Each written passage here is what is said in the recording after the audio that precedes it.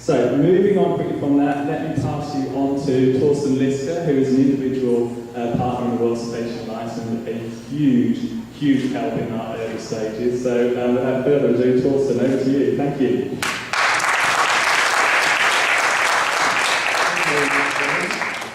So before I actually start, since I'm also the guy distributing the tickets for the Blackfish screening, those of you who have not collected their tickets yet, who have ordered them, I have called them, and other people have asked me now, if you are not standing here and contacting me right at the beginning of the lunch break, then please understand I will give them away. Okay? Good. So, and then actually, since I would like to have my conclusions up at the end, I thought I'd start with the acknowledgements. So, at the World Weather Conference last year, I experienced the atmosphere to be such that people who are passionate about cetaceans, but who are not experts on them, were very welcome and were actually encouraged to speak up, encouraged to give their opinion, and I would like to thank, particularly for this encouragement, Dylan, and also thank Jim Borrowman. I think without you I wouldn't be giving the talk today here. And I would also like to thank Mary Borrowman, who told us that there was Whalefest. And if she wouldn't have told us, I think, many whaley things that happened in the last 12 months would have happened. So thanks very much to them. And now let's get started. Putting cetaceans on the map. So this is about the results from the Areas of Concern survey. And these results have actually been analyzed by Laura Williamson, who unfortunately can't be here today. So she has put together a preliminary report, and I'm basically the one presenting the results to you. And I'm also going to include some thoughts which hopefully trigger discussion for the workshop afterwards. So some thoughts on how should we proceed from these data that we have here to further actions. Let me briefly remind you, or those of you who don't know the survey, tell you what it was about. So this, what you see here, is these are screenshots from the online survey, and you got a list of categories that best describe the concern that you have about cetaceans. For example, protecting Maui's dolphins, freeing Morgan from captivity, but also chemical pollution, noise pollution, fisheries, etc. So people could select from these concerns or type in their own concern, and then they had to draw a map, which is shown here. So people had to draw these polygons that was actually done by the C-Sketch software developed by Dr. Wilma Clintock at the University of Santa Barbara. So people could encircle the region that they were concerned about and describe what is their concern.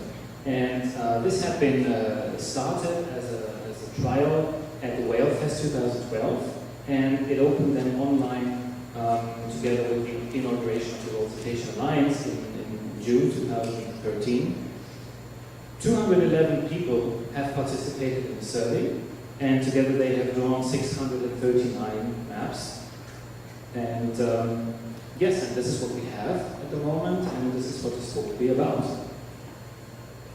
And here's the data. So here are all the maps that were drawn, overplotted in a colorful way, so each color is for a different concern type. And you can see that basically the globe is covered by areas of concern for cetaceans. I think that's already an important message that we get from the survey results. Then we can break this up into the different concern types, and we look at the percentages, and we can find out what is the most common concern that people have. And the most common concern turns out here to be critical habitat, 19%, then captivity, 15%, and then fisheries, whaling, and others. You can again see the diversity of concerns. So people have really basically selected everything from that list. So everything that was in that initial list also shows up here. So we have a really large number of different concerns. What is also interesting about this here is that we can, of course, subdivide the data further. So we can look, for example, what is the most common concern for the scientists and what is the most common concern for the public. For the scientists, it is indeed critical habitat, and actually among the group of scientists, almost 50% had critical habitat as their concern. Whereas for NGOs and the public, the concern is actually captivity. And captivity was followed by whaling and then by critical habitat. So you get an idea of what we can do with the survey data. We can break them up into types of concern, into stakeholder groups, and of course, we can break them up into different geographic regions. And I want to show you just a few examples of this now here. So we start with North America, and we see that the most common concern in North America would be captivity. And we can look actually how the maps of captivity look like if they're overplotted. And by the way, I should maybe explain that. So every time there is another map covering a certain area, covering a certain point, that color changes here, right? So you go from blue, where there is just one map, to yellow, where you have 6, 7, or 8 maps on one point, to red, which are the real hotspots when there is a lot of maps overplotted there. And well, although the light is not perfect, I think you can see that indeed North America is an area where people are concerned about captivity. And this is different for other geographic regions. For example, if I show you this pie chart for Africa, then you can see that it's actually critical habitat that the people are most concerned about. And again, we can look at the distribution of critical habitat. And this is how it looks like. And now you actually do not see Africa being particularly highlighted for critical habitat. So this tells us one thing. This tells us that we need more data. Because the pie diagram up here just tells us which fraction of concern types went to critical habitat and which fraction went to captivity and to whaling. But it doesn't tell us about the total number of maps that we actually had. And here we see, well, the total number of maps is actually relatively small for Africa, so we do need more data. And then continuing to Europe, it's again another most common concern, namely it's whaling with 20%. And as you can imagine, if we look at the maps, we do see here that up in Iceland and also here in Norway, people are concerned about whaling.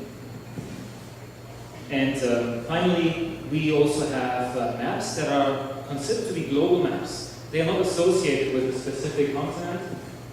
And I just leave the whaling map on here so you can see that. Okay, you can see the huge maps down here in the south where people are concerned about whaling, and these are not associated to a certain continent, so we have them here in the global diagram where whaling would actually be, well, would have 14%, and again, the highest concern would be captivity. So I think this gives you an idea of how we can approach, how we can analyze the results from that survey.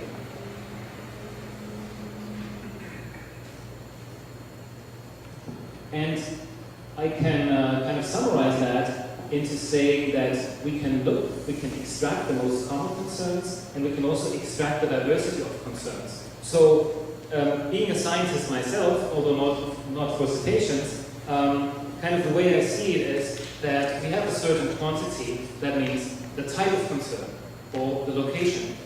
And what we can do then is we can look at peaks in that distribution. So peaks in the type of concern, that is the most common concern.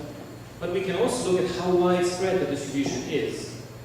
Okay, we did that here for the diversity of concerns, but again, we can do this for location also. We can look at peaks in the location, which would be hotspots, local peaks. I give as an example here South America, where you see that there are two areas where so many maps overlap that you get actually these hotspots. And the concerns here are actually fisheries and captivity, for example, off the coast of Peru up here. And again, we can also here look at at how widespread the distribution is. And I call this here diversity of areas. What I mean by that is that we have areas that kind of cover the globe almost, and we have very specific local areas, like for example Laurel Park here, where Morgan is held in captivity. Okay, so you have very small and very large areas that altogether cover the globe, and that's what I mean with diversity of areas. So that would be my view, my approach of how we can break down the survey data.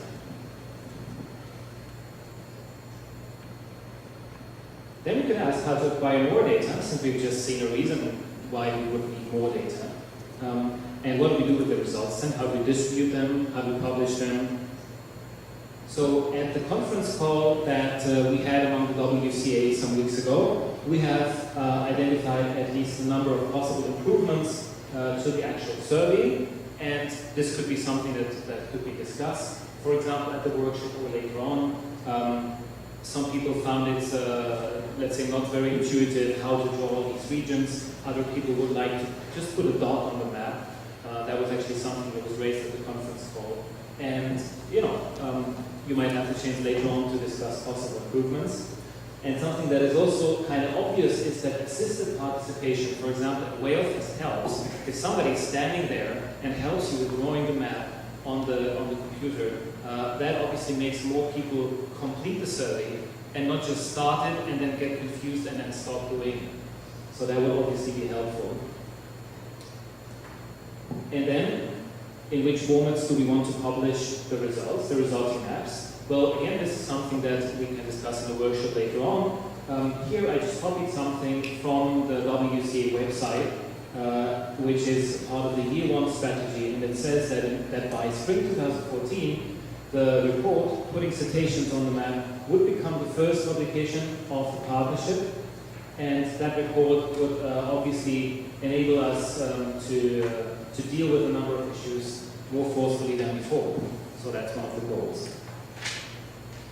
Right, so let's assume now we have a lot of data acquired, and then the question is, which actions should we take based on the survey results? At least that's what I thought what the next question would be. But then actually talking to some of you and having some good discussions about it, it actually becomes clear that the next immediate question is, first we need to agree on a working strategy. We need to agree on an approach. How do we use the maps to make decisions? And if we have agreed on that, then we can say, okay, which actions do we want to take based on the survey results? So we kind of need an agreement, either protocol, you might want to call it, a strategy, how to go from the survey results to the actions we want to take. Who makes these decisions? How do we make these decisions? That's something we still need to establish, we still need to agree upon. So, another workshop item. In order to give you a bit of a better idea of what I mean by that, I just put the distribution of maps here, and I call this the basis that we have. So that's kind of the Cetacean data. That's the data that we have from the results. And these data already, without any further step or interpretation, tell us about important sites, obviously, and partly they tell us about threatened species. For example, when people map the areas for the Maui's dolphins. So that's what these data can do. And then we have the possibility to overplot further information on that. So we could overlay the human element, and I'd like to thank John Fanshawe from BirdLife for this advice and suggestion. We could overlay maps with geopolitical regions or maps that show different audiences. Audience could, for example, be talking about the Maui's dolphins, could be the fishermen that are concerned about their business, and we are saying that fishing nets are threatening the Maui's dolphins. So, in addition to the survey data that we have here, we need additional information in order to be able to proceed to a certain action. We could also overlay shipping routes or similar things. Okay, so that's what is meant here. And doing that and making a decision based on that could lead to a specific action. So here I just put together a few items that I would see as a route to action from the survey results, and these are just my thoughts, and you can discuss them later or you can come up with your own, whatever. It's just for triggering a bit of discussion here. Well, the first thing is kind of obvious. We can support our primary concerns with maps. That means we do have concerns, such as Maui's dolphins, protecting Maui's dolphins, that we have already defined. We don't define them out of the survey results, but we have defined them already. And now we can use the maps that were drawn from the survey in order to enforce this strategy, in order to enforce our actions. And of course, the other primary concern we have is more with the orca, held captive in Lower Parque. And I wanted to show you this map here, simply because, it's a public survey and some things can happen that are unexpected. So, well, Morgan is held captive here. which is, you might see the red dot here, so there are many maps drawn around Lower Parquet. But obviously, there are 2 maps drawn over here covering North America. And I personally do not know whether that was intentionally or whether the person who did it just clicked on the wrong row. But the point is here that I think we shouldn't impose something, we shouldn't impose our own opinion on the people who take the survey, because we want it to be a public survey where everybody can participate.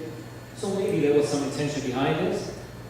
We could go to the Excel table and find it out, try to find it out. But I'm just saying that, these things can happen, that we have 2 maps for more than the Orca drawn in North America.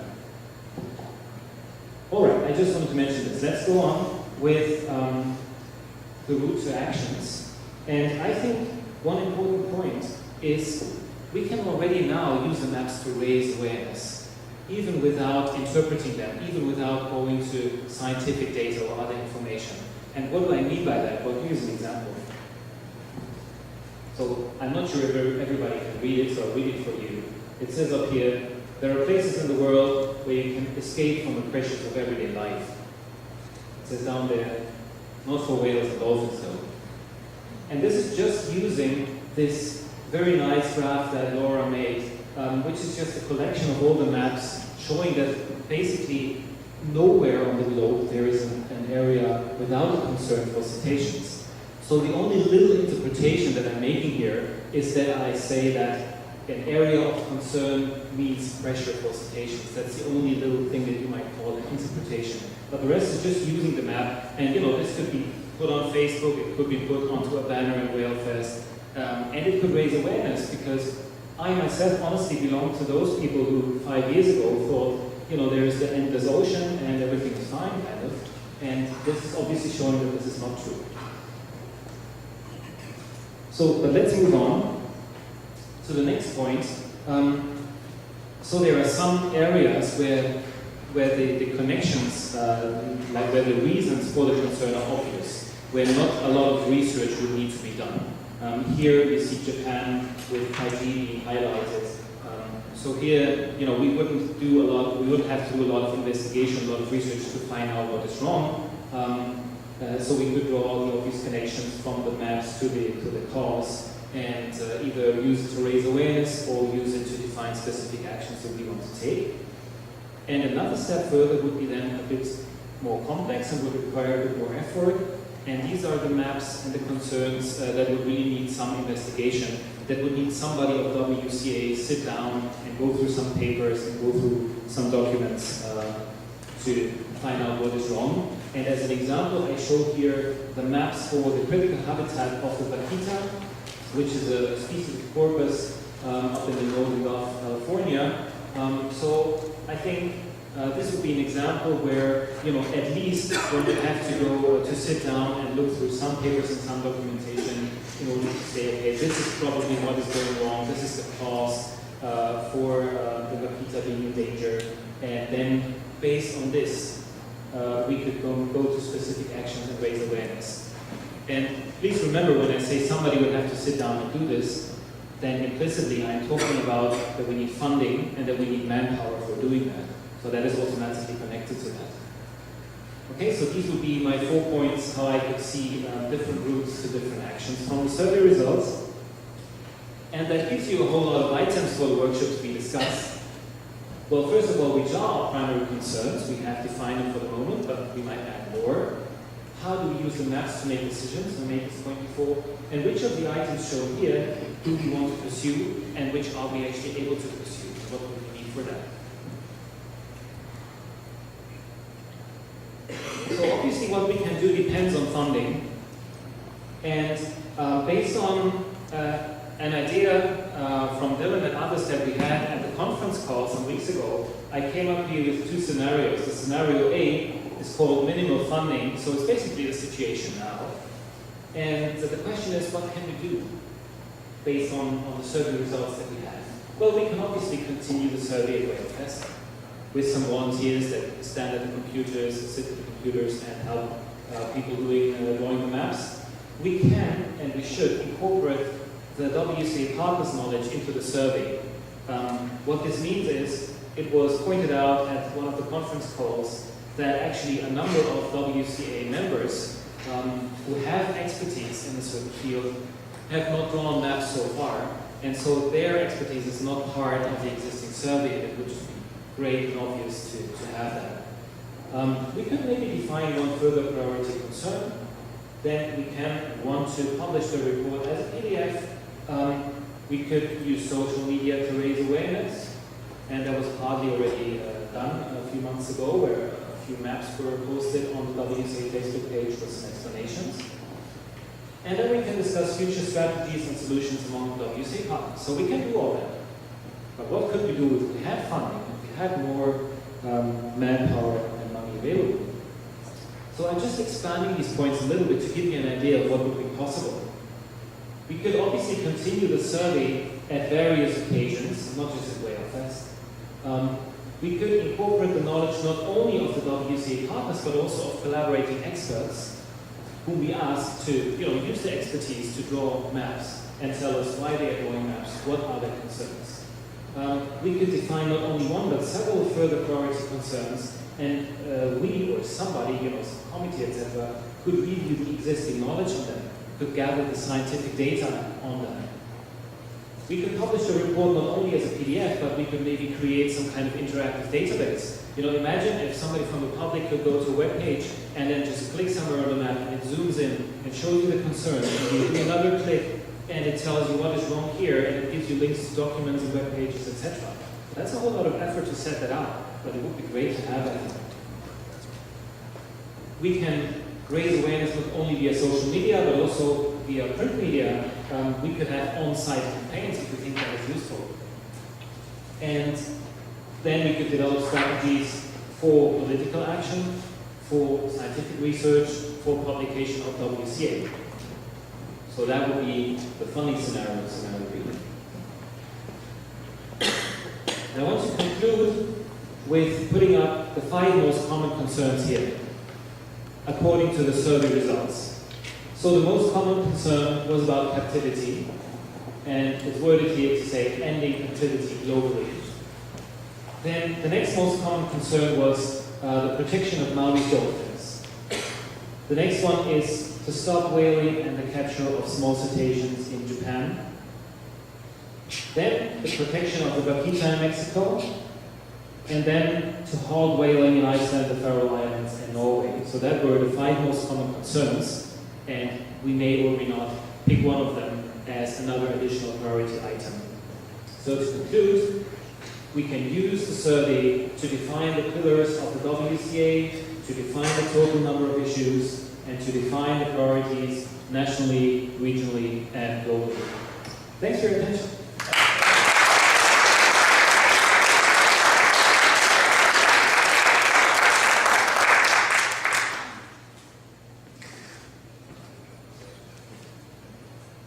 So I'm happy to take questions if there are questions. Again, Laura did all the work, but I hope I tried to answer questions about what she did.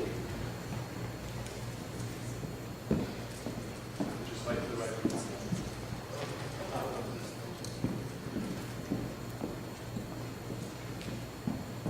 Right. Okay.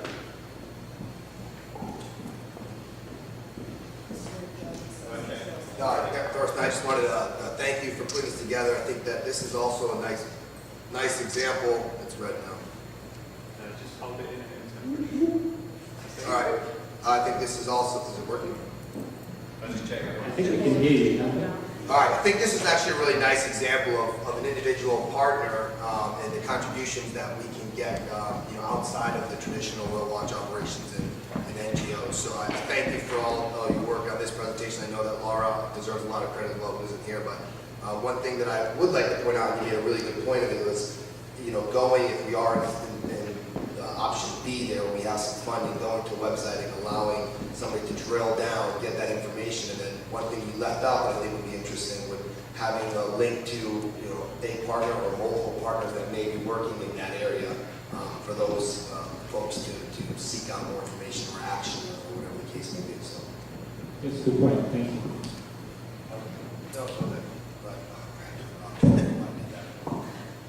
So, if you don't mind, almost pulling back a little bit, and even going back to Dylan's talk, when I look at WCA as this new organization, and forgive me here if I just throw it out, but on one level, the anti-whaling campaign is perhaps the most unsuccessful environmental campaign in the history of the planet. Hundreds of millions of dollars have been spent, and whales have not been saved. So I mean, I really love this. I sort of think this way. I think it's great. And you did mention this, I hate to say Clive mentioned this earlier, but I think that has to be in there. What campaign can this organization take on and actually succeed with? Because I mean, some of the ones, ending captivity globally, man, go for it. Can we do it by the end of the day? No, I'm just kidding, but I think donors in particular now want to see sort of success, you know what I mean? They want to give money, they want to end a campaign, and a lot of environmental campaigns now are endless, So I think in here you need to be, what is actually achievable by this organization? And then one other question, because I didn't fully understand it, you had, I can't remember what the expression was, you had areas of concern, was that the critical habitats? So, yeah, so what, isn't a critical habitat sort of a collection of all the other issues? A critical habitat is an area where you've got pollution, where you've got whaling. So I was confused by that, if you don't mind. That's a good point. So, and I think that's, well, it's an interesting point because it's also the question, it's related to the question how we analyze the data. So, first of all, what it basically means is that people would have had the chance to select chemical pollution, to select noise pollution, but they did select critical habitat. So in principle, that was up to the people who took the survey.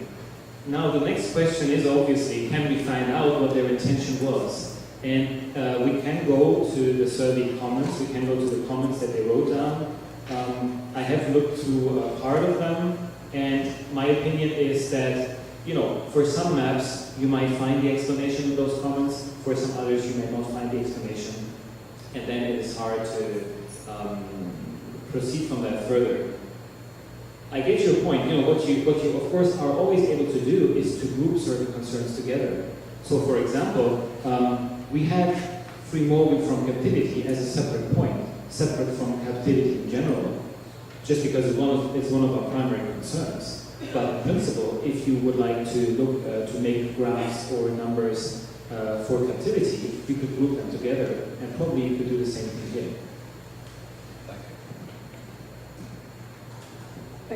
There's a process called multi-criteria decision analysis in GIS, and I don't know if you know because you said Laura was the one who did a lot of the analysis, but it helps when you have multiple decision makers, which is what the public is, the multiple decision makers. And I know there's a very lengthy process that you can break it down with priorities, or you can break it down with, these are just as you've done here, but then it brings up real statistical numbers to put into a scientific research paper that a general public can really understand, such as these pie charts. So I didn't know if you knew if she used that process, or if you know the process that she used to analyze the data. To my knowledge, she didn't use that process that you mentioned. That doesn't appear in the reports. So she basically just, broke down, she broke down the numbers in terms of the different types of concerns, different regions, etc., and looked at the percentages, but didn't make an analysis like you suggested. So I mean, that sounds great, and I think that's something that in the workshop that follows now would be great if that would be written down somewhere as a possibility for how to go forward from the results. So thanks. Yeah. Yes. Can you pass the microphone? Or? Yep. Oh yes. Okay, great. Last question, yeah. I have to apologize to you first because I'm responsible. Lights up. I apologize to you because I'm responsible for the gap in your data on Latin America. One of the things that CSI does is give grants to people. For many years we've developed our own awareness of the problems in Latin America, but I purposely did not try to do it from our end. I was using the gaps online to try to entice other people in Latin America to come on and put their areas of concern. I'm bringing this up only to the fact that the people who responded to you were good. You need more people to respond with specific knowledge. I don't know how to get that to happen. I don't want to fill in the areas of concern in Latin America because the people there know best. What they will know best to tell us is how we can help them. If we can focus on any 3 issues, outstanding choice, because we can't solve the world's problems. But we have to let a lot of this stuff go and go for the things that actually have a chance of being changed, which is Morgan, very good choice. Maoris, we understand, if you understand the politics in New Zealand, we have a big uphill battle. But as an association, there are a lot of things that we can do. You have created an enormous database of people. You've got a good data set. I want to get you better numbers.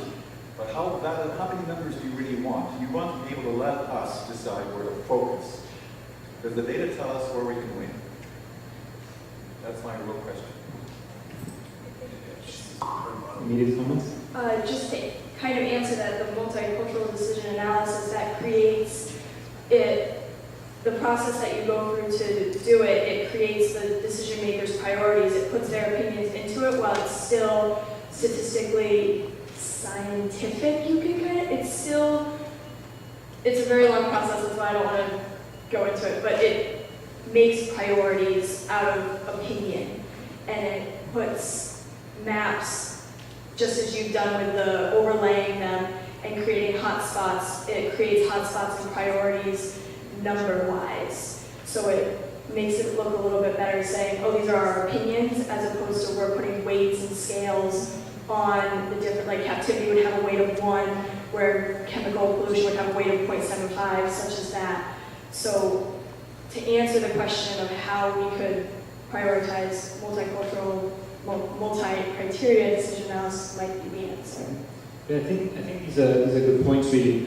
Your question, how much more data do we want, could go a bit into the direction of if we have already defined certain priorities and certain campaigns or actions, would we only want or hope for more data there in order to make our point stronger? Or would we really, if there happened to be more data on another concern, would we switch our focus? I think that's all part of the ongoing discussion now. How do we go from the survey results and from probably more data that we acquire to the actual action? So thanks for these comments. Thanks so much, Thorsten. Another round of applause for Thorsten.